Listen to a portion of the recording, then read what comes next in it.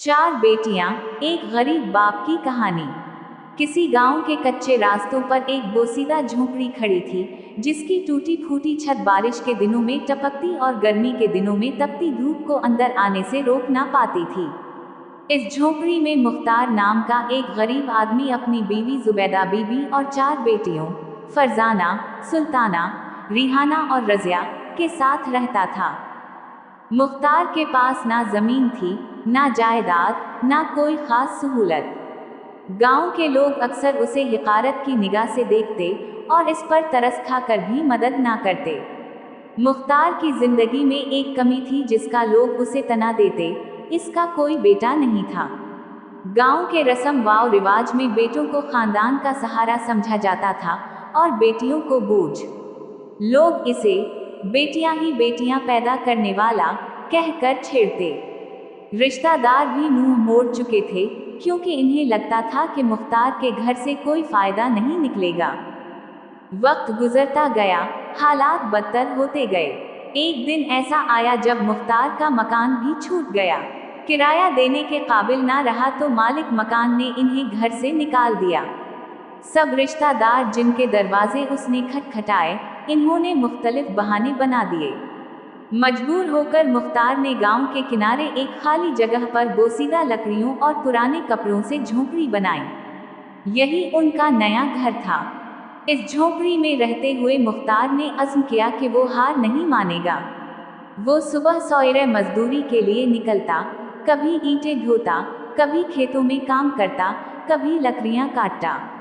शाम को थका हारा वापस आता, मगर चेहरे पर मुस्कुराहट रखने की कोशिश करता ताकि बेटियां मायूस ना हों। जुबैदा बीबी भी किसी से कम ना थी। इसने गांव की औरतों के कपड़े सलना शुरू कर दिए।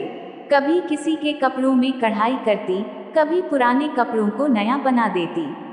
मेहनत ज्यादा थी मगर आमदनी बहुत कम। फिर भी वो दिन रात काम करती ताकि अपनी बेटियों को पढ़ा सके। चारों बेटियां फरजाना, सुल्ताना, रिहाना और रजिया छोटी सी उम्र में माँ बाप की तकलीफ को समझने लगें। स्कूल से वापस आकर कभी माँ के साथ धागे काटते, कभी बाप के लिए पानी भर लाते, कभी झोपड़ी के इर्द गिर्द सफाई करती। उनके कपड़े पुराने थे मगर वो हमेशा साफ सुथरी रहती। मुख्तार और जुबैदा का एक ही ख्वाब था, बेटियों को पढ़ाना और उनको अच्छे इखलाक सिखाना। गुर्बत के बावजूद इन्होंने अपनी बेटियों को कभी स्कूल से नहीं निकाला। गांव के कुछ लोग मजाक उड़ाते, मुख्तार, बेटियों को पढ़ा कर क्या करोगे, आखिरकार तो दूसरों के घर चली जाएंगी। मुख्तार बस मुस्कुरा देता और कहता, तालीम ही सबसे बड़ा जहीज है, यही उनका सहारा बनेगी। साल गुजरते गए, बेटियां बड़ी हुईं और तालीम में सबसे आगे निकलती गईं।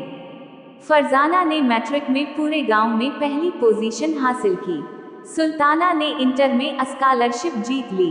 रिहाना ने कंप्यूटर की तालीम शुरू की और रजिया स्कूल की सबसे अच्छी स्पीकर बन गई। माँ बाप की मेहनत रंग लाने लगी। फरजाना ने कॉलेज के बाद एक स्कूल में टीचर की नौकरी हासिल कर ली।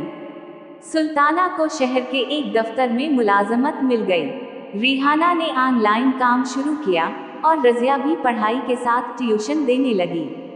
आहिस्ता आहिस्ता घर के हालात बदलने लगे।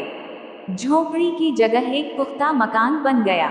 माँ के सिलाई मशीन की आवाज़ अब भी गूंजती थी, मगर अब ये महज ज़रूरत नहीं बल्कि शौक बन चुकी थी।